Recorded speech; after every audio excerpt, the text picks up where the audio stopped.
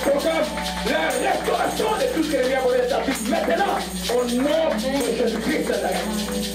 Élève les yeux à la puissance là aujourd'hui. Toute la loi de la mort est brisée. Aussi que miracle de Dieu, miracle étonnant. Alléluia. On va se mettre debout pour prier pour la parole. Alléluia. Nous prions Père Céleste. Oloshimana. Dieu veut de toi. Père, sais-tu ce que Dieu veut de toi? C'est l'enseignement que je commence aujourd'hui. Alléluia. Pour savoir ce que Dieu veut de toi, tu dois savoir aussi qui est Dieu pour toi. Il y a plein de pères qui ignorent qui est Dieu. Et comme ils ignorent qui est Dieu, ils ne savent pas ce qu'ils sont. Parce que la meilleure personne pour nous expliquer pourquoi tu es né homme, pourquoi tu es père, c'est Dieu qui te l'explique dans la parole de Dieu. Alléluia. C'est très, très important. Donc, pour qu'un papa soit conscient de son rôle de papa. Allez aux États-Unis, vous allez voir, il y a plein de mères seules. Ce n'est pas parce que ces femmes-là sont mauvaises, mais ils ont rencontré des ensemenceurs. Ils sont comme des abeilles. Il ensemence et puis il vole. Il ensemence, puis il disparaît. Il va réapparaître le jour du mariage de la fille ou de les garçons. Et puis il disparaît encore. Les problèmes qui n'ont pas été formés. Alléluia. La vie d'un homme, c'est une vie de labeur. C'est une vie difficile. Mais c'est une vie avec Dieu. Alléluia. Quand Dieu met l'ordre de la famille, il dit Christ est le chef de l'homme. L'homme est le chef de la femme. Alors si Christ n'est pas le chef de l'homme, cet homme-là, pour diriger une famille, c'est très très difficile. C'est vrai qu'on peut avoir une famille qu'on dirige. Les gens voient que c'est une famille. Mais Dieu ne gagne rien là-bas. C'est du tohu-bohi total. Dieu, c'est de l'ordre. Vous voyez que quand Dieu a... Les gens ne savent pas pourquoi Dieu a appelé Abraham. Je vais commencer ça, j'allais parler ça plus tard. Mais comme l'Esprit me le met. Alléluia. Alléluia, je vais le lire rapidement. Gloire à Jésus-Christ. Genèse verset 18. Et au verset 19. Au verset 18 à 19. Abraham deviendra certainement une grande nation puissante. En lui seront bénies toutes les nations de la terre. Car je l'ai choisi, afin qu'il lui donne à ses fils et à sa maison après lui de garder la voie de l'Éternel en pratiquant la droiture et la justice. Qu'ainsi l'Éternel accomplisse en faveur d'Abraham les promesses qu'il lui a faites. Dieu, quand il choisit Abraham, il dit je l'ai choisi pour qu'il lui ordonne qu'il mette de l'ordre, qu'il donne des ordres à ses fils et à sa maison après lui. Pour qu'il garde quoi? Il garde quoi? La voie de l'Éternel. Vous comprenez ça, mes bien-aimés? Pour qu'il garde quoi? La voie de l'Éternel. C'est la raison pour laquelle Dieu a choisi Abraham. Toi qui es père, toi qui es jeune garçon, même toi qui es jeune fille qui va épouser un homme demain, tu dois avoir des critères de ce que c'est un vrai homme selon Dieu pour l'épouser. Alléluia. C'est très important. Ou toi qui élèves les garçons, tu es seul, tu es avec une femme seule avec un garçon. Tu dois connaître comment tu dois élever un garçon. On n'élève pas un garçon comme on élève une fille, on n'élève pas une fille comme on élève un garçon. C'est très très différent. Alléluia. Gloire à Jésus-Christ. Donc, et sais-tu ce que Dieu veut de toi? Un papa connaît ce que Dieu... Si un papa connaît ce que Dieu veut de lui, il sera meilleur papa. C'est qu'il va craindre Dieu. Il va être une sorte de Noé. Une sorte de Job. Des hommes, la Bible écrit, des hommes avec une bonne colonne vertébrale. Qui les difficultés ne font pas fuir à la première difficulté disparaît. Ou qui ne cherche pas le bouc émissaire. Donc derrière le problème, tu cherches toujours le bouc émissaire. Non, tu es un homme. L'homme, quand il craint Dieu, Dieu est bien son onction sur lui. Nous allons voir les fonctions peut-être dimanche prochain. Dieu met l'onction sur lui pour qu'il dirige bien sa maison. Donc, quand tu es un papa que tu ne crains pas Dieu, on va voir les textes d'Exode de terre, on va entrer en détail plus tard. Tu ouvres une porte aussi de malédiction de la famille aussi. Tous les papas qui ont été rosicruciens, qui étaient dans la franc-maçonnerie, dans beaucoup de choses, ont ouvert une brèche pour leurs enfants et jusqu'à la 3e et 4e génération. Le diable est entré. Jusqu'à ce que ces enfants connaissent eux-mêmes Dieu. C'est pourquoi toi, papa, ne joue pas avec ta vie. Ce n'est pas une vie de distraction ou une vie de désobéissance à Dieu qui fera de toi un papa. Non, tu dois craindre Dieu. C'est vrai qu'on le lit, tu vois, Proverbe 30, 31, verset 30, et la grâce de ton père, c'est la femme qui craint l'Éternel qui sera louée. Mais cela vaut aussi plus que même pour l'homme. J'ai dit quoi? Pourquoi j'ai dit plus que pour l'homme? J'ai deux, trois exemples. Alléluia. Amen. Adam nous a causé le problème parce qu'il a obéi à Ève. Il n'a pas obéi le saumon, l'autorité de Père. Il a écouté ce qu'Ève a dit, il a mangé le fruit du fond. On est dans les problèmes.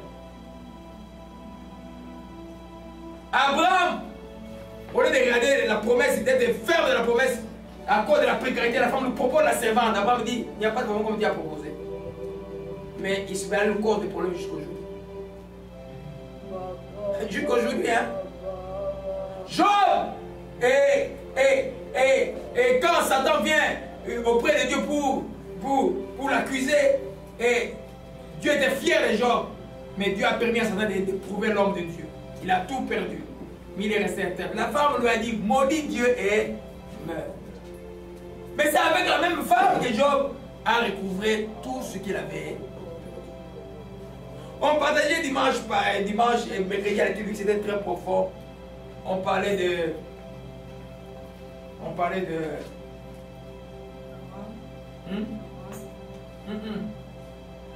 Lot. Hein? On parlait de Lot le mercredi. On parlait que c'est à Lot que les anges donnent des ordres. Sors de Sodome, on va détruire Sodome. Pas à la femme, à l'autre. Prends tout ce qui est dans la maison, femmes, des filles qui sont là, comme les autres n'écoutent pas, sautez. En sortant de Sodome, la femme a désobéi. Ce n'est pas la femme que Dieu avait donné l'ordre. C'est à l'homme. Mais la femme a désobéi, pourquoi elle est devenue statue de serre? Matière familiale très compliquée spirituellement. Alléluia. Alors, nous revenons donc, un papa, pour être meilleur papa, doit être quelqu'un qui craint Dieu.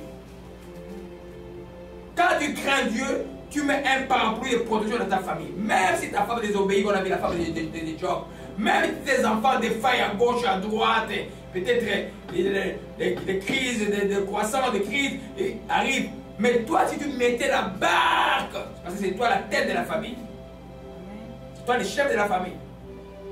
Si tu crains Dieu, la famille sera sauvée. Amen. La Bible nous parle de Noé qui était sauvé avec ses enfants.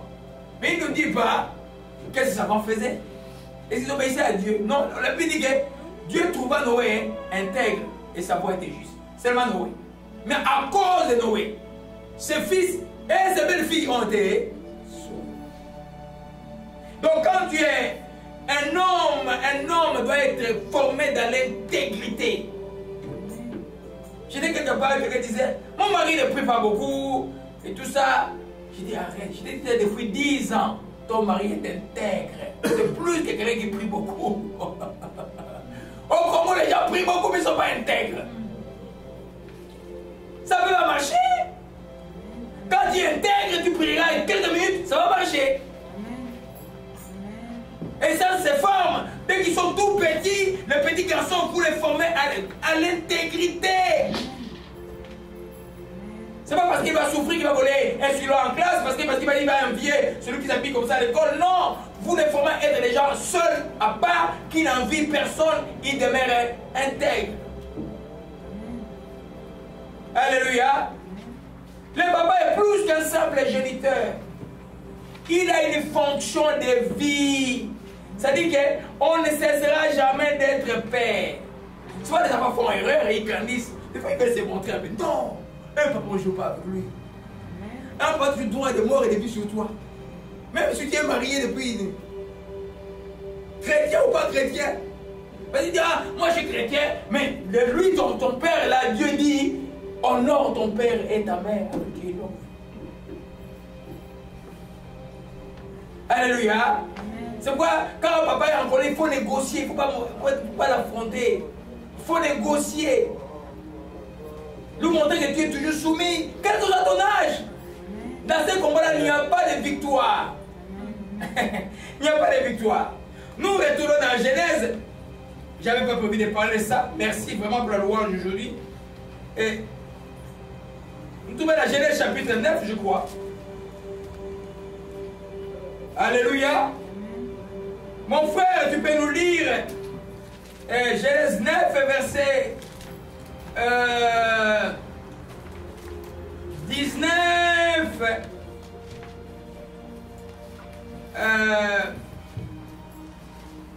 Prenons 19 à 25. Alléluia. Nous lisons notre Seigneur Jésus-Christ. Ce sont là les 3 fils de Noé, et c'est leur prospérité qui peupla toute la terre. Noé commença à cultiver la terre et planta de la vigne. Il but du vin, s'enivra, et se découvrit au milieu de sa tente. Cham, père de Canaan, vit la nudité de son père, et il les rapporta dehors à ses 2 frères. Alors Sem et Japhet prirent le manteau, le mirent sur leurs épaules, marchèrent à reculons, et couvrirent la nudité de leur père. Comme leur visage était détourné, ils ne virent point la nudité de leur père. Lorsque Noé se réveilla de son vin, il apprit ce que lui avait fait son fils cadet. Et il dit, maudit soit Canaan, qu'il soit l'esclave des esclaves de ses frères. Alléluia. Et il dit encore, béni soit l'Éternel, et dit le Shem et Canaan soit leur esclave. Lui, il avait bu le patriarche. Bien qu'il n'y avait pas de loi de Dieu, mais l'ivresse a toujours été un péché devant Dieu. Il avait mal fait. Donc il s'est découvert nu. L'enfant qui avait dit, oh, j'ai vu papa nu, a été maudit. Les autres là, ils n'avaient pas de loi. Mais pourquoi ils sont reculés? À reculons pour couvrir leur papa. Vous voulez comprendre la grâce de Dieu? Comprenez ce qui se passe à Genèse. Il n'y avait pas de loi. C'est comme aujourd'hui. Par la loi de la conscience, ils savaient qu'on ne peut pas voir la nudité. On ne peut pas aller sortir, parler de son père comme n'importe qui. Même vous, maintenant, vous êtes dans les salles de divorce, vous créez des problèmes. Négociez avec lui là où il est. Laissez-le tranquille faire sa vie. Négociez avec lui. Vous préparez votre vie. Cette loi-là, on n'y échappe pas. Dieu a donné l'autorité à un père, c'est très important l'autorité d'un père. C'est pourquoi je dis à mes filles, avant de vous marier, sachez avec qui vous allez vous marier. Si vous allez vous marier avec quelqu'un qui dit une méchanceté du cœur, mais il va créer beaucoup de problèmes plus tard dans la vie. Amen. Alléluia. Donc, nous comprenons là que Noé avait été fautif. Les petits qu'il a venus est allé dire aux autres étaient maudits. Et la malédiction a marché. Les autres qui ont été couverts ont été bénis. Mais le papa était fautif. On ne prend pas la faute de son père et il est sorti dehors comme ça. On le couvre comme les 2 frères ont fait. À reculons, on le couvre. Très important dans la vie. Souvent les gens cherchent où est-ce d'où me vient le problème. Il y a certaines choses qui arrivent seulement parce que c'est le décret de Dieu. Toi qui dis c'est pas mais Dieu a mal fait. Jusqu'à ce qu'un jour il y ait une parole de connaissance ou quelqu'un t'aide. Ah, c'est ce que j'avais fait. Alléluia. Amen.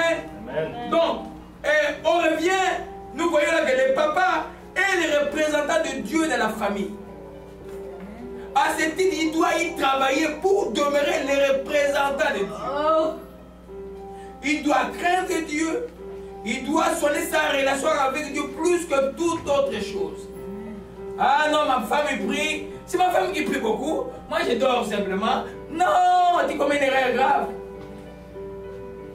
Non. Toi, tu dois prier beaucoup. Ta femme peut prier, moi, c'est souhaitable. Qu'elle prie aussi beaucoup, vous prier où c'est meilleur, ça, c'est bon. Mais maintenant qu'elle prie moins, toi, tu seras fautif devant Dieu. Et tu es chrétien, et puis tu es d'une lassitude incroyable. Tu es un papa qui laisse faire tout dans ta maison. Les enfants veulent t'entraîner dans leur direction. Non. C'est toi le papa qui met la ligne de la famille. Où tu amènes ta famille. Parce que tu seras responsable devant Dieu de où tu amènes ta famille. La Bible dit que celui qui s'occupe pas de sa famille est pire que. Alléluia. Donc c'est très important pour les papas que nous honorons aujourd'hui de savoir qu'aujourd'hui c'est une crise de papa pendant en Occident, aux États-Unis, partout. Et ça détruit la société. Ça détruit beaucoup d'enfants blessés sans père. Et ça crée beaucoup de problèmes dans la société. C'est pourquoi, quand il y a l'opportunité de devenir père ou la possibilité de devenir père, faites ça ou faites votre. La chanson était merveilleuse, la chanson aujourd'hui. C'est vraiment de laisser Dieu te transformer dans le cœur. Alléluia. Gloire à Jésus-Christ. Voyons un peu dans Actes chapitre 10. Alléluia. Actes chapitre 10, nous parlons de Corneille qui était un centenier, un romain, un militaire romain. Donc le dieu de ses armées était César. Mais lui, il cherchait le Dieu d'Israël. Alléluia. Mon frère, tu peux nous lire Acte 10, verset 2. Nous lisons dans le Seigneur et Jésus. Alléluia. Cet homme était prieux et craignait Dieu avec toute sa maison. Il faisait beaucoup d'honneur au peuple et priait Dieu continuellement. Continue. Vers la 9e heure du jour, il vit clairement dans une vision un ange de Dieu qui entra chez lui et qui lui dit « Corneille !» Le regard fixé sur lui et saisi de froid, il répondit « Qu'est-ce, Seigneur ?» Et l'ange lui dit « Tes prières et tes honneurs sont montés devant Dieu et il s'en est souvenu. Envoie maintenant des hommes à Joppé et fais venir Simon, surnommé Pierre. » Continue. Oh, verset 44. Comme Pierre prononçait encore ces mots, le Saint-Esprit descendit sur tous ceux qui écoutaient la parole. Tous les fidèles circoncis qui étaient venus avec Pierre furent étonnés de ce que le don du Saint-Esprit était aussi répandu sur les païens. Amen. Et continue, non, verset 44, jusqu'au verset 47. Car ils les entendaient parler en langue et glorifier Dieu. Alors Pierre dit, peut-on refuser l'eau de baptême à ceux qui ont reçu le Saint-Esprit aussi bien que nous? Et il ordonna qu'ils soient baptisés au nom du Seigneur, sur quoi ils les prièrent de rester quelques jours auprès d'eux. Amen. Nous voyons là que voilà un représentant des familles. En ce temps-là, la doctrine chrétienne n'était pas très connue. Il était romain, donc son dieu de son armée, c'est César. Mais cet homme cherchait Dieu et priait tous les jours et faisait le monde aux pauvres et aidait les malheureux. Par l'acte de cet homme-là qui priait tous les jours, le salut est entré où? Dans sa famille. Amen. Nous voyons encore dans Actes chapitre 16, les geôliers de Paul et Silas. Quand la prison a tremblé et que les geôliers se font du mal, Paul dit ne te fais pas du mal, nous sommes là. Il dit, que fais-tu, frère, qu'est-ce que je dois faire pour te sauver? Crois au Seigneur Jésus, la réponse vous connaissez. Il dit, sera sauvé tout ça. La même nuit, toute sa famille, c'était quoi? Quand un papa craint Dieu, la famille doit être soumise. Imaginez maintenant que la famille de Joël dit, non, moi, non, je ne suis pas. Donc, les uns seront pas. On voit dans les gars, toute la famille était baptisée. Alléluia. Dans le cas de l'autre, la femme, au lieu d'obéir, a regardé quoi? En arrière. Mais Dieu avait parlé à l'autre. Alléluia. C'est pourquoi c'est très important, comme enfant de Dieu, de comprendre que papa, tu es le représentant de ta famille. C'est toi qui génères plus.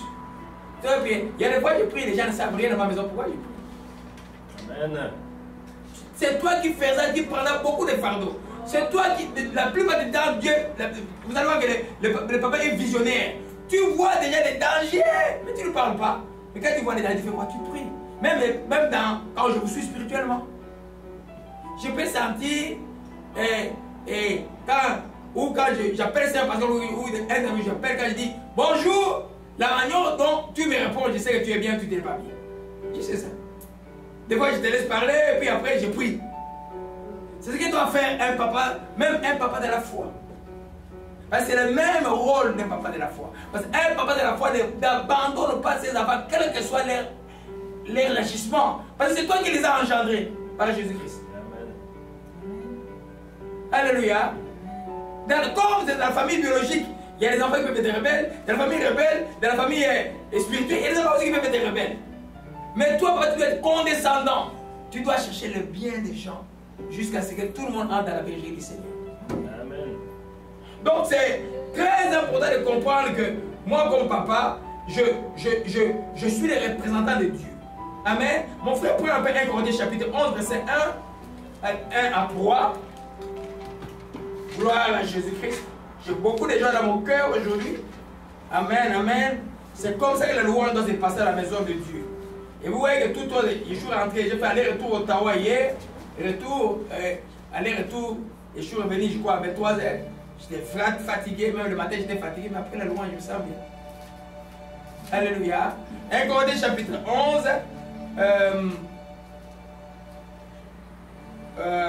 Verset 1 à 3, mon frère. Nous lisons notre Seigneur Jésus-Christ. Amen. Soyez mes imitateurs, comme je le suis moi-même de Christ. Je vous loue de ce que vous vous souvenez de moi à tout égard, et de ce que vous retenez mes instructions telles que je vous les ai données. Je veux cependant que vous sachiez que Christ est le chef de tout homme, que l'homme est le chef de la femme, et que Dieu est le chef de Christ. Alléluia. Oui, soyez mes imitateurs. Parce que lui, il était sûr qu'il était avec Christ, Paul. Et puis, comme je le suis moi-même de Christ, en d'autres termes, si on peut faire un syllogisme dessus, soyez imitateurs de qui? De Christ. Papa, soyez imitateurs de Christ. Une prophétie bizarre aujourd'hui qui te sortait ici. Je crois que je l'ai écrit. J'ai compris ça. Alléluia. Et ça se disait quoi? Je priais pour quelqu'un dont j'étais le nom dit. C'est la croix que tu as portée dans la joie. Donc cet enfant-là, c'est la croix que j'ai portée dans la joie. Une croix, c'est pas facile, hein? Alléluia. Mais j'essaie. Alors, comme c'est la petite personne que je n'appelle plus, je sais que je vais l'appeler la semaine prochaine. Ok? Vous comprenez un peu? C'est-à-dire qu'il n'y a pas un moment où tu vas dire, papa, je suis fatigué. Parce que tu es imitateur de qui? De Christ. Christ ne s'est pas fatigué sur nous. Et une autre image très claire de Éphésiens chapitre 5 dit l'homme doit aimer sa femme comme Christ a aimé l'Église. Allez, nous comprenons cela. Donc toi, comme tu es enfant et tu es homme de Dieu, tu dois être une autorité aimante. C'est-à-dire que tu es comme Christ. Quand il faut sanctionner, il faut sanctionner. Mais toujours pour chercher le salut des gens. Chercher le bien des gens. Alléluia. Amen. Alors, plus un papa ressemblera à Dieu, plus il les représentera. Amen. Plus tu ressembleras, je ne sais pas de chercher une image de quelqu'un que tu vas te ressembler avec, couper les cheveux avec la barbe, et les cheveux qui tombent là, mais ce n'est même pas là, je n'étais même pas comme ça. Hein? Non, j'ai dit plus tu vas avoir l'empreinte des Écritures va transpirer dans ta vie. Quand on t'envoie, on dit tu es un chrétien. Plus aussi, tu vas bien représenter Dieu dans l'entité, Dieu t'a placé comme un père de la famille. Amen. C'est pourquoi quand il dit, le diable, dans sa stratégie, va t'empêcher de lire la Bible, de bien connaître Dieu. Si tu ne connais pas bien, tu ne vas pas bien représenter la famille. Tu vas dire peut-être, ah bon, moi je vais pardonner les gens. C'est l'enseignement qui se donne. S'il vient me demander pardon, mais là le diable va tuer dans ta famille. On pardonne ce qui vient et ce qui ne vient pas. Parce que comme père, tu es la couverture de la famille. Job, les enfants sortaient, il voyait que les enfants allaient, il dit, ah, peut-être qu'ils ont péché contre l'Éternel. Quand les enfants arrivaient, il offrait un sacrifice à Dieu pour demander pardon pour ses enfants. Chaque fois que ses enfants sortaient. Donc tu dois être baptisé dans l'amour de Jésus-Christ. Alléluia. Être baptisé dans l'amour de Jésus-Christ. C'est-à-dire, toi, quand tu ne fais pas l'acte d'amour, selon Dieu, c'est un tourment, tu ne dors pas. Tu n'as pas le choix que de pardonner. Tu n'as pas le choix que de faire du bien. Alléluia. Amen. Donc plus tu... Et c'est pourquoi la Bible dit, Christ est le chef de tout homme, l'homme est le chef de la femme. Et Dieu est le chef de Christ. Comme Christ est soumis à Dieu, comme moi, homme, je vais chercher, Seigneur, à être soumis à toi. Quand je suis soumis à toi, le reste sera bien. Si la femme aussi est soumise à moi, ça va être meilleur. Si elle n'est pas soumise à moi, il y aura des guerres, mais Dieu vaincra. De toutes les façons. Amen. Comme la femme de Job. Il a dit, maudit Dieu et meurt. Est-ce que la famille de Job était finie? Non. Raisonnons toujours par les Écritures. Hein? Quand Dieu donne, il y a quelqu'un qui m'a appelé au mois de janvier, tout triste, une histoire de fiancé qui était finie, et puis le fiancé ne voulait pas de Dieu. Et il a offert des voitures, mais il ne voulait pas de Dieu. Il dit, ma fille, tu coupes ça comme un gros ciseau. Avec un gros ciseau, tu coupes ça. Il ne voyait pas, tu coupes ça. Cet homme-là, c'est le problème. La voiture, c'est la machine. Mais est-ce que vous êtes une femme qui craignait là couper ça? Il dit, il y aura des cris de joie. Hier, elle m'a acheté toute la journée pour m'annoncer la bonne nouvelle. Amen. Hein? Mais bien aimé, craignez Dieu. Je sors un peu du sujet. Quand on craint Dieu, les portes de délivrance sont faciles, les choses sont là. Et quand un papa craint Dieu, il est comme la personne, le gardien de la maison. Les gens viennent, ils ne peuvent pas t'avoir parce que tu dis crains Dieu. La même chose quand un papa, par exemple, n'a pas jamais touché au fétiche, les gens, tous les sujets de la famille, ils cherchent une porte, ils ne voient pas comment entrer. Même si le papa, c'est juste un simple catholique intègre, il n'arrive pas à voir les enfants parce qu'il y a une barrière. Amen. Tu es représentant de Dieu. Alléluia. Amen. Nous comprenons cela, mes bien-aimés. Gloire à Jésus-Christ. Amen. Donc c'est pourquoi il doit être connecté à Dieu pour avoir la sagesse et conduire la famille. C'est une chose que tu vas avoir, mais ça je fais quoi? Il faut être connecté à Dieu. Demander la sagesse. Savoir attendre. Savoir prier. Des fois monter les tons. Des fois. Mais tu regardes, parce que toi, tout ce que tu cherches le bien de ta famille. Si tu es pasteur, tu es père de la foi, tu chercheras le bien de tes enfants de la foi. Parce que Dieu va te demander de conduire chacun de tes enfants de la foi. Tu n'as pas le choix. Il dit, oh non, il m'avait rien. Non. Tu cherches le bien. Alléluia. Amen. Gloire à Jésus-Christ. Amen. Puisqu'il est le garant, il est le garant de la famille, il doit, celui qui est le garant de la vision de la famille. Alléluia. C'est pourquoi, par ta vision, tu dois être connecté à Dieu pour que la vision soit claire. Tu conduis la famille selon les choses de Dieu, selon les plans de Dieu. Vous étiez ici, je me rappelle d'un de mes amis, il a fini ses examens de conseil médical ici, et puis il dit, on va, il y a la femme, on va gêner 7 jours. Comment on a, les portes au Québec pour la petite de la résidence, c'est difficile. Ils ont gêné 7 jours avec sa femme. Et après, une porte s'ouvre en Colombie-Britannique. Ils vont là-bas, en Colombie-Britannique. Il a déjà commencé à travailler. Tout était OK. Tout d'un coup, une autre porte s'ouvre à l'extrême est au Nouveau-Brunswick. Colombie-Britannique, Nouveau-Brunswick. Quand il a déjà fait 6 mois là-bas. Mais en lui quelque chose comme ils avaient gêné. Il disait, non, il faut aller à l'est, il faut retourner à l'est. Il dit à sa femme, suivez-moi à l'est. C'est là où j'ai été béni. Et professionnellement et familialement, tous les enfants ont été à l'université. Là, j'ai un enfant qui est médecin, qui est à Ottawa, médecin de famille, tout ça est allé là-bas. Des fois, c'est pourquoi les distractions familiales sont très dangereuses.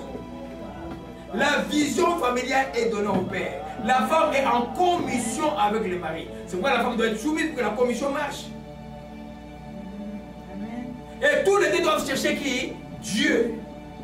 Quand nous cherchons Dieu dans la prière, Dieu nous donne les directives et la famille marche bien.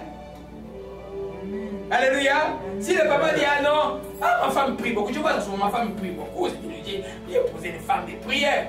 Mais lui-même il vient juste dimanche, il va faire ses affaires, il dit un mois, il dit frère, tu es en danger. Tu as un danger, en fait tu as laissé ta maison sans couverture. Il n'y a pas de couverture.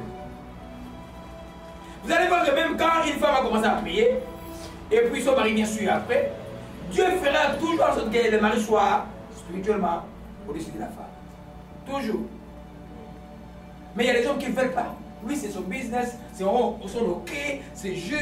Il ne veut pas approfondir la religion. Mais là, tu ouvres une porte. Alléluia. Gloire à Jésus-Christ. Amen. Josué, on fait que Josué 24, verset 15. Voilà quelqu'un qui avait une vision de la famille très claire. Josué 24, verset 15. Alléluia. Amen.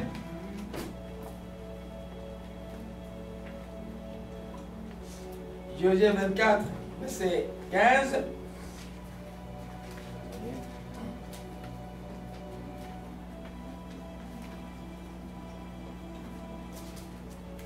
On est là? On peut le lire? On peut le lire. Oui, Josué 24, verset 15 dit: si vous ne trouvez pas bon de servir l'Éternel, choisissez aujourd'hui qui vous voulez servir.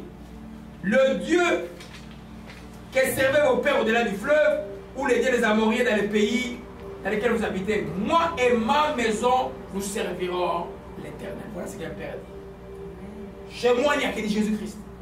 Pas de comportement, pas de Jésus-Christ. Pas d'histoire de copinage. Papa, c'est mon copain. Ton copain, vous faites quoi? C'est quoi? C'est pas chrétien, copain. Non? Hein? Non, on va un peu prendre des fans un peu dans un groupe de rock qui est arrivé ici. Mais ça se fait pas. Ah, j'amène mon ami. Non. Si c'est en Jésus-Christ, ok. Si c'est pas en Jésus-Christ, non. Toi, tu mets, moi et ma maison, nous servirons l'Éternel. Mais si papa est laxiste, mais tout devient désordonné dans la famille. Josué là, Israël, il dit à Israël, si vous, peuple rebelle d'Israël, vous allez sur les dieux que vous avez trouvés ici, ça c'est votre problème. Moi et ma famille, nous servirons l'Éternel. Cela sous-entend que la famille de Josué était soumise à qui? À Josué. Et Josué était connecté à qui? Au Dieu vivant. Alléluia. C'est quoi? C'est important, très important, un homme qui recherche Dieu. Un homme qui fait de Dieu le premier Dieu. Quand il voit un peu de malhonnêteté dans la famille, il les condamne. Il voit des choses qui ne sont pas droits, il les condamne. Quand il les condamne, la famille se réveille. Ah non, c'est effectivement ça, on ne va pas faire. Mais si tu restes bouche bée, tu ne dis rien. Quand tu ne dis rien, par exemple, dans la relation avec ta femme, dans la liste de l'Ancien Testament, quand tu ne dis rien, tu dis à Dieu oui. Et puis fait ce qu'elle veut. Tu dois toujours dire non ou oui. Mais quand il va faire quelque chose, tu dois dire ça, je ne veux pas que tu fasses. C'est ça, ça s'appelle la rébellion. Tu ne vas pas la boxer, tu ne vas rien faire, mais ça reste la rébellion. Quand il dit oui, tu le changes plus après. J'avais dit oui, mais là j'ai changé parce que je trouve que c'est compliqué. Non, Dieu n'aime pas ça. C'est pas la Bible qui dit que ton oui soit oui, ton non soit non. Donc tu dois être un homme de caractère. Et le caractère s'acquiert avec le temps. Quand tu as appris quelque chose, tu ne changes pas après. Ouais, il y a des enfants que moi j'ai vanté dans le monde, on a dit ah, mon fils, après il y a eu des problèmes. Mais je ne vais pas parler d'eux à un autre homme, à quelqu'un d'autre. C'est moi-même qui suis honté. Je les avais déjà vantés. Je reste dans mon coin, je reste silence, silencieux. Hein? Jusqu'à ce que Dieu le retrouve. Amen. C'est ça qu'on fait. Alléluia. Gloire à Jésus-Christ. Donc, la défaillance d'un père dans sa relation avec Dieu détourne la famille de la voie de Dieu. Quand un papa défaille dans sa relation avec Dieu, qu'est-ce qui se passe? Il détourne sa famille. Il détourne sa famille de la voie de Dieu. Papa occulte. Ah non, la souffrance est beaucoup au Congo, comme l'histoire notre maman m'a raconté hier. Et les gens au Congo, parce que la souffrance est trop. Ah, moi j'ai inventé la CBD pour me retrouver. Donc ils vont un peu prendre des faux crédits, et des crédits avec des histoires qui n'existent pas. Ils donnent des éléments, des preuves pour avoir des crédits, pour des gages qui n'existent pas, pour avoir ces malages. Ça veut dire, mais maman, ça dit, maman disait, j'ai déjà demandé pardon à Dieu pour ça. C'est ça que le Congo, tout le monde fait. Alors, ce n'est pas des choses à faire. Toi, un papa, tu dois être. N'ouvre pas une porte. Que ce soit de l'occultisme, que ce soit des mensonges, que ce soit de toi. Quand tu as ouvert une porte, tu mets la famille en route. Comment tu perds l'autorité? Comment tu vas corriger les choses que tu fais? Tu es un papa impudique. Comment tu vas dire aux enfants d'impudicité, c'est mauvais? Amen. Toi, tu es impudique. Tu dis aux enfants, c'est mauvais, comment? Tu n'auras pas le droit de le dire. Tu vas dire comme c'est un pasteur dans la vie qui a dit. Laissez-les, comment ils vont se marier s'ils ne se connaissent pas? C'est maudit de pasteur. Alléluia. Toi, comme enfant de Dieu, comme papa, tu dois, mais quand tu défailles, la famille est dans les troubles. C'est pourquoi quand tu t'examines, ah, ça je ne fais pas. Seigneur, aide-moi à commencer à faire ça, ça, ça. Aide-moi. Parce que c'est toi que Dieu entend que tu sois le parapluie. Dieu est le grand parapluie, mais par toi il protège, par tes prières il entend. Alléluia. Gloire. On voit cela. Exode 20, mon frère, verset 4 à 6. Je crois que c'est le principe que j'ai beaucoup développé aujourd'hui pour terminer parce que l'enseignement est plus profond que ça. Alléluia. Exode 20, gloire à Jésus-Christ, verset 4 à 6. C'est l'hébreu seulement. Nous lisons notre Seigneur Jésus-Christ.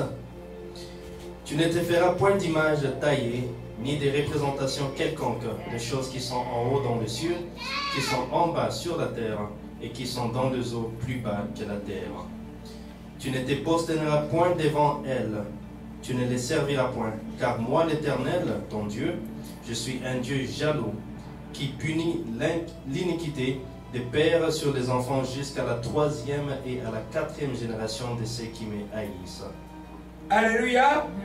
Il fait quoi? Et qui fait miséricorde jusqu'à 1000 générations de ceux qui m'aiment et qui gardent mes commandements. Qui sont ceux-là? On parlait de parents, on parle des pères. Il dit ici, qui veut l'iniquité des pères. Vous voyez là, c'est écrit sur les enfants jusqu'à la 4e, quand un papa est occulte. Quand un papa fait des séances occultes, quand un papa est méchant, quand un papa est assassin, comme il y en a plein au Congo pour l'argent, il tue quelqu'un ou empoisonne quelqu'un. Cette malédiction-là arrive jusqu'à 4 générations après. Et si l'enfant ne connaît pas la vérité, comment il va chercher Dieu? Il va vivre des choses, il va dire, ah, peut-être c'est mon oncle qui fait ça, mais il y a une malédiction que papa a ouvert pour toi depuis longtemps qu'il n'a pas su. La malédiction continue parce que la malédiction de Dieu continue. Tant que Jésus n'est pas entré dans la vie de celui qui est maudit. Alléluia. Alors, tu sais quoi? Mais là, ah non, notre papa, il est Maïkari, il est Rosé-Chrétien. Mais bien aimé, écoutez-moi, tous vos parents occultes vous ont apporté la malédiction. C'est en Jésus-Christ que vous avez trouvé la bénédiction. Je vous dis, vous allez les injurier. Je vous dis, c'est pas mal de vous séparer et de les bénir, et de ne plus suivre la chose. Mais papa, moi j'ai donné ma vie à Jésus, je t'ai béni. Ta voix là, c'est pas la voix de Dieu. Alléluia. Si on voit les problèmes, beaucoup de problèmes, c'est même un pays où le président est occulte, les choses ne peuvent pas marcher. L'occultisme à un niveau incroyable. Quand les gens vous disent de manger des caca la nuit, mais la journée peut faire quoi? Il vous fait du bien. Parce que le diable veut jouer avec les gens comme ça là, dort dans la baignoire jusqu'au matin, et puis le ministre vient dormir à la baignoire jusqu'au matin. Il va bien diriger son ministère? Non, il va être en courroux d'ailleurs d'avoir dormi dans la baignoire toute la nuit. Alléluia. Amen. La défaillance d'un papa dans sa relation avec Dieu détourne la famille de la voie de Dieu. Et on a un exemple de la Bible très très clair. Vous connaissez pas le prophète Élie, mais le sacrificateur Élie. Le sacrificateur Élie, il était vieux. C'était un bon sacrificateur et puis finalement il commençait à être fatigué. Et il y avait du laxisme autour de lui avec les enfants. Vous savez que les enfants des principaux sacrificateurs étaient aussi des sacrificateurs. Et ces enfants commençaient à faire n'importe quoi. Ils venaient devant les temples de Dieu quand les gens offraient des choses. Ils disent, non, ne pas encore à Dieu, nous allons prendre cette partie. Paf, ils prennent avec les réfugiés, ils partent avec. Et ils couchaient avec les enfants, les femmes qui venaient au temple de Dieu. Ah! Dieu a dit, Dieu a vu, ça veut dire, il appelle ses enfants, au lieu de les reprendre, c'est vraiment de les enlever, même de les chasser du temple. Non, il a été mou dans la reproche. Mais Dieu les a punis. Et les pères et les fils sont morts les trois le même jour. Alléluia. On va lire un peu l'histoire rapidement. Ça, c'est une histoire très importante qu'un papa, tu ne suis pas les cris de la famille. Quand tu fais le bien, quand c'est un non, c'est un non. Toi, parce que toi, Dieu va te demander. C'est toi à qui je donne l'autorité de dire non. Tu t'y as laissé faire, tu vas avoir des problèmes. 2 Samuel 12. Alléluia. J'ai dit là. Non.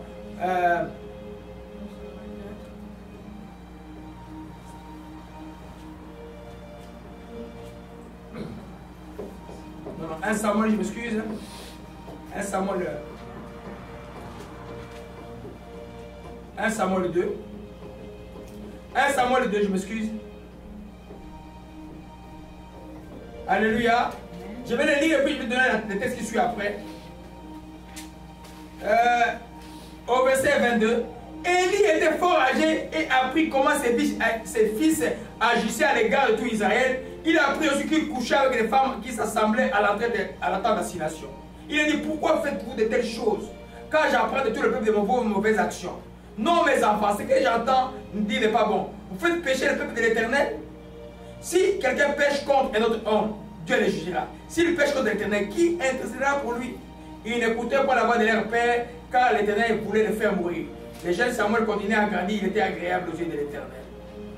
Et puis, mon frère, tu peux nous lire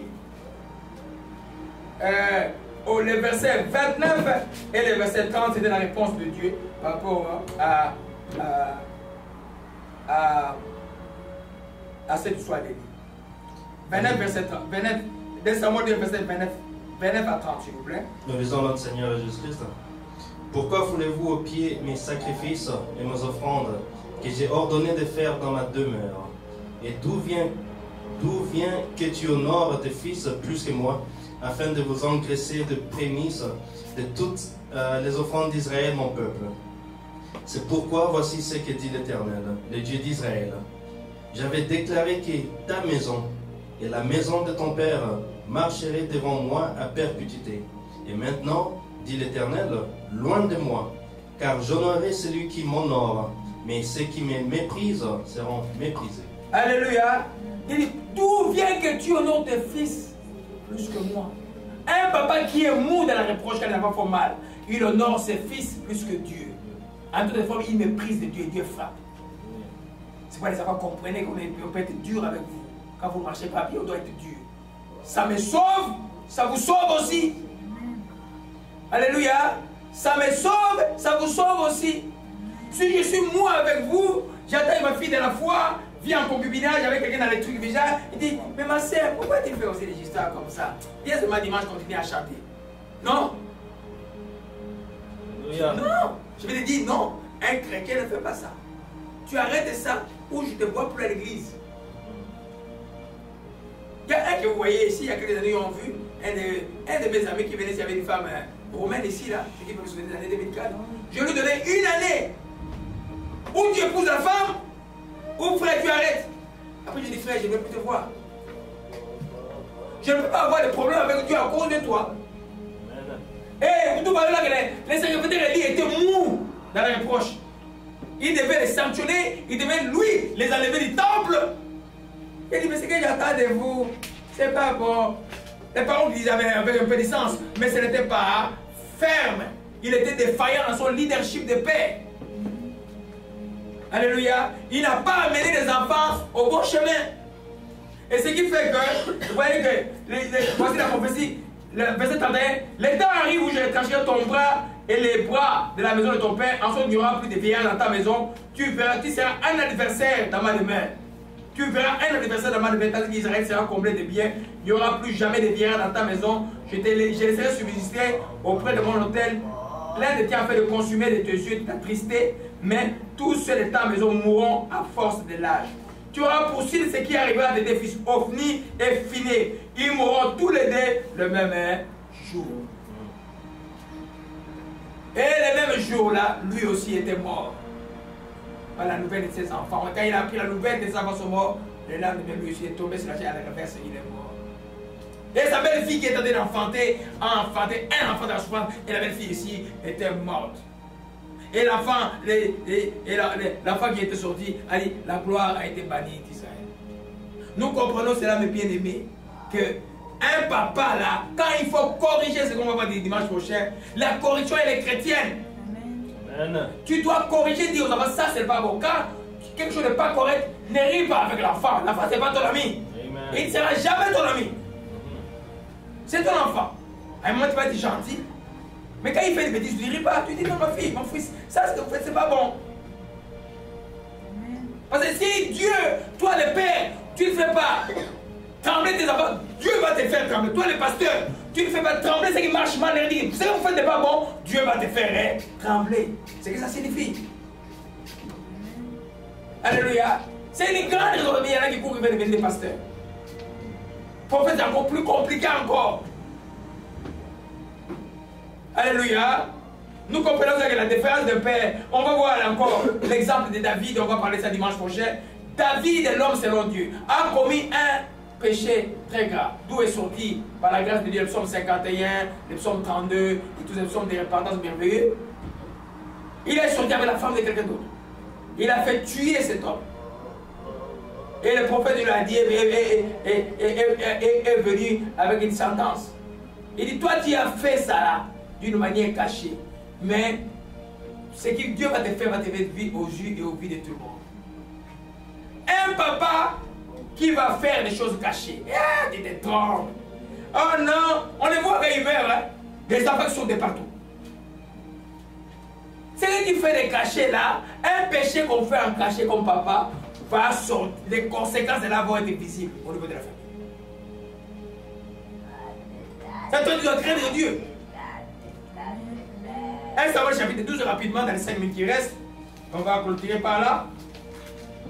Alléluia. Donc c'est l'histoire que je vous ai raconté de David avec Bathsheba. On va au verset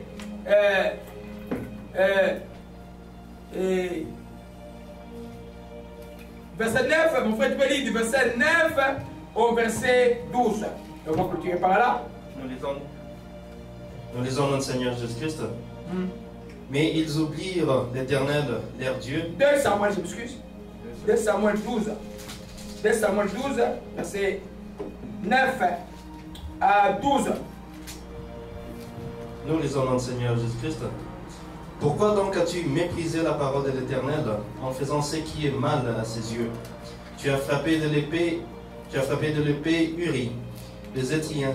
Tu as pris sa femme pour en faire ta femme, et lui, tu l'as tué par l'épée de fils d'Amon. Maintenant, l'épée ne s'éloignera jamais de ta maison, parce que tu m'as méprisé, et parce que tu as pris la femme d'Uri, les Héthiens, pour en faire ta femme. Ainsi parle l'Éternel. Voici, je vais faire sortir de ta maison le malheur contre toi, et je vais prendre sous tes yeux tes propres femmes pour les donner à un autre, qui couchera avec elles à la vue de ce soleil. Car tu as agi en secret, et moi, je ferai cela en présence de tout Israël et à la face du soleil. Amen. Et David dit, j'ai péché contre l'Éternel. Attends, dit, l'Éternel pardonne ton péché, tu ne mourras pas. Mais parce que tu as blasphémé les ennemis, tu as fait blasphémer les ennemis de l'Éternel, en commandant cette action, le fils qui était né sera mort. D'abord, l'enfant qui est né était mort. Et toutes les malédictions du verset 10, 11 se sont accomplies. Soit d'Amon qui va sortir avec sa soeur, soit d'Absalom qui vient se révolter contre son père. David, l'homme selon Dieu, a une famille troublée à cause d'un péché qu'il a commis. Le péché volontaire a un prix. Commettez pas des péchés que tu sais que c'est un péché. Tu sais que c'est un péché, tu dis je vais le faire, Dieu va me pardonner. Non, oui, il va te pardonner, mais tu vas payer le prix. Un péché volontaire. David, Dieu l'a pardonné, mais l'enfant est mort. Non seulement l'enfant est mort, il y a plein de ces malédictions-là, vous allez voir la vie d'amour, vous allez voir l'histoire, on va parler ça dimanche prochain, toutes ces choses-là sont venues dans sa famille les troubler. Ton propre vie fait te faire la guerre, ton propre vie d'aller sortir avec tes concubines, c'est un déshonneur total. Dieu a dit, Dieu a agi, Dieu est dur avec ses serviteurs, vous savez. C'est pas qu'il dit ne m'éloignez pas de Dieu. Parce que quand tu t'approches de Dieu, tu crains Dieu, plus tu avances, plus il te demandera encore plus. Pour que tu sois une bénédiction pour plusieurs. Il dit, Dieu a agi en secret, mais moi j'agirai en présence de tout Israël. Donc David, quand il commettait l'adultère, il croyait que ce n'était pas connu.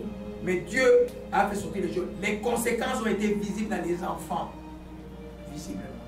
C'est pourquoi quand Shimei, les jurys, comme lui, hein, David, un homme, comment je dis, vraiment un vrai homme qui connaît la stratégie spirituelle, quand Shimei les maudit, les jurys, il ne répond pas. Il dit peut-être que Dieu a permis cela. Mais moi je vais rester auprès de lui.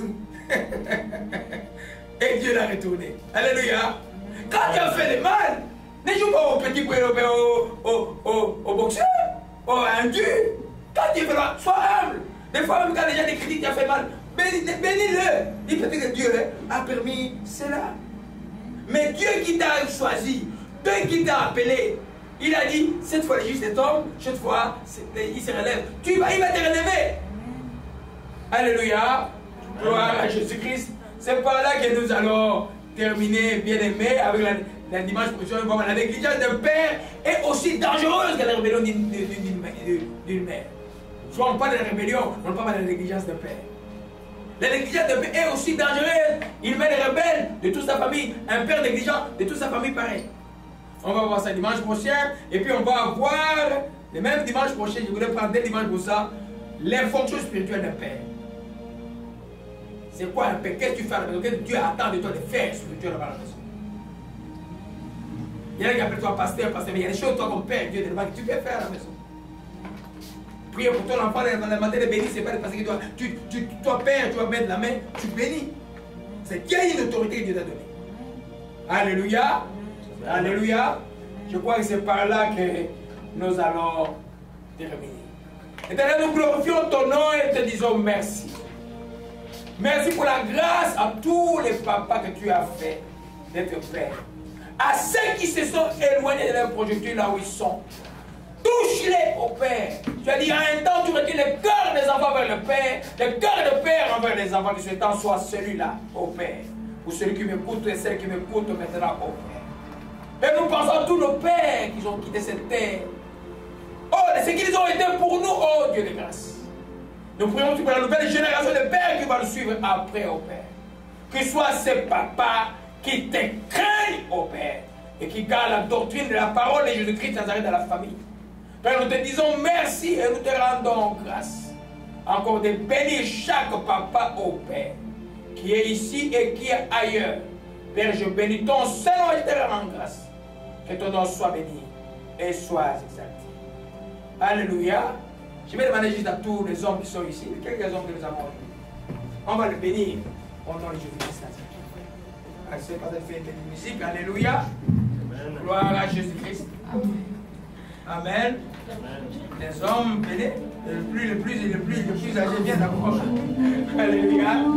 Gloire à Jésus-Christ. Maintenant que ton nom soit béni, soit exalté au Père, c'est Dieu, Papa, au Père, homme au Père.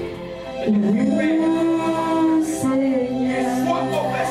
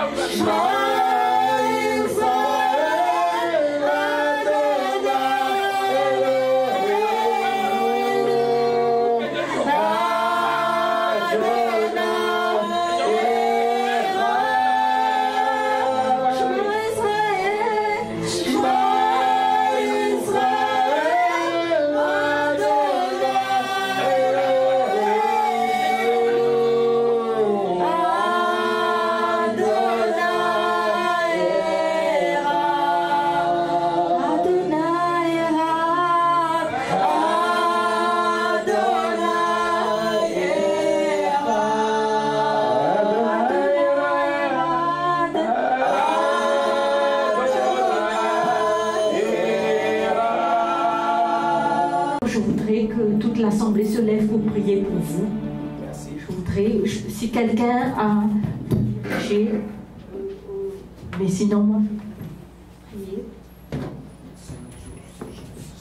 Éternel notre Dieu, nous te remercions pour ces paroles de vie qui ont été données, Seigneur, concernant le fait d'être Père, Seigneur, Père physique et Père spirituel. Et aujourd'hui, Seigneur, en tant qu'assemblée, en tant que congrégation, je voudrais demander ta protection, ton appui, ton aide, ta faveur, ta protection, ta grâce multipliée, supplémentaire, spéciale, spécifique sur le Père de notre assemblée, Seigneur. Je voudrais demander ta protection, Seigneur. Comme on a dit, Seigneur, que si l'ennemi veut attaquer une maison, il va commencer par la tête, il va commencer par le Père. C'est pourquoi, Seigneur, nous te demandons ta grâce, ta protection spirituelle, physique, morale, financière, émotionnelle, ta sagesse sur le pasteur Laurent, Seigneur, au nom puissant de Jésus. Qu'il soit par ta grâce et ta force, par ton aide et ton support, ce qu'il prêche aujourd'hui, tout ce qu'il dit, qu'il faut que le Père soit, Seigneur, qu'il le soit.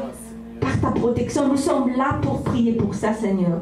Aide-le, protège-le, couvre-le, garde-le, pour voir miraculeusement dans tous les domaines. Et encore une fois, que tout ce qu'il a dit, qu'un Père doit être, Seigneur, par ta grâce et ta faveur, ta protection, l'œuvre du Saint-Esprit, qu'il le soit. Pour lui-même, pour ses enfants physiques, pour ses enfants spirituels, pour cette assemblée, pour les assemblées qui se réunissent. Au nom puissant de Yeshua, nous prions. Amen. Amen. Merci. Père, nous rendons grâce encore une fois. Merci encore pour cette opération même maintenant. Au nom de Jésus-Christ de Nazareth, que l'Éternel te bénisse, qui te garde, que l'Éternel fasse lui sa face sur toi, que t'accorde sa grâce, que l'Éternel toute sa face vers toi, qui te donne la paix, qu'on sortit d'ici, la paix de Jésus-Christ soit ton lot, la victoire de Jésus-Christ soit ton lot. Père, je te rends grâce de bénir encore tous les papas qui me suivent au Père, que la paix soit avec eux, Père, nous te disons merci. Au nom de Jésus-Christ, nous t'avons ainsi prié. Amen. Amen. Amen. Merci beaucoup.